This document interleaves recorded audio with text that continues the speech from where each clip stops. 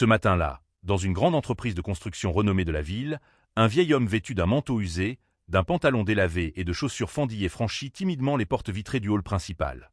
Personne ne savait que derrière cette apparence se cachait un PDG noir charismatique, brillant et respecté, qui avait décidé d'inspecter l'attitude de son personnel sous une identité totalement anonyme.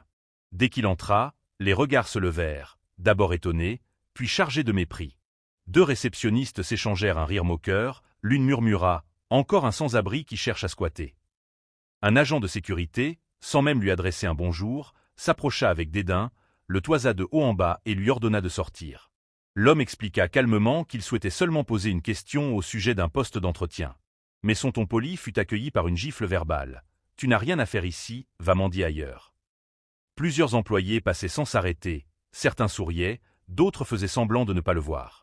Seule une jeune stagiaire s'approcha discrètement pour lui tendre une bouteille d'eau.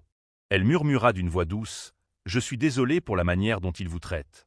Vous méritez au moins le respect. » Le vieil homme la remercia chaleureusement avant d'être finalement escorté vers la sortie par la sécurité, sous les regards moqueurs de ceux qui l'avaient humilié sans une once de retenue. Le lendemain, l'atmosphère dans l'entreprise était radicalement différente. Les employés reçurent l'ordre de se rendre dans la grande salle de conférence pour rencontrer officiellement le nouveau propriétaire de la société, fraîchement revenu d'un voyage international. L'excitation montait. Certains espéraient une promotion, d'autres espéraient une prime ou simplement faire bonne impression.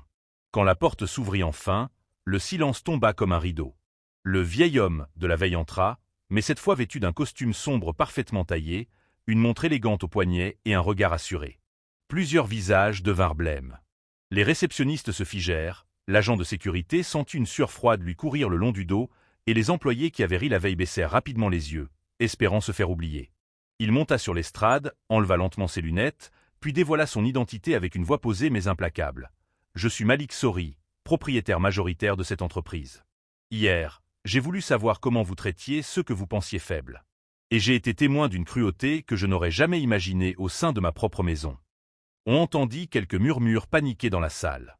Le PDG marqua une pause, balaya la pièce du regard et ajouta « Une entreprise ne se juge pas seulement à ses profits, mais à sa capacité à respecter chaque être humain, quelle que soit son apparence ou sa condition. » Après un long silence, il reprit « Ceux qui hier ont choisi l'arrogance plutôt que la dignité devront en assumer les conséquences. » Et l'un après l'autre, il désigna les responsables.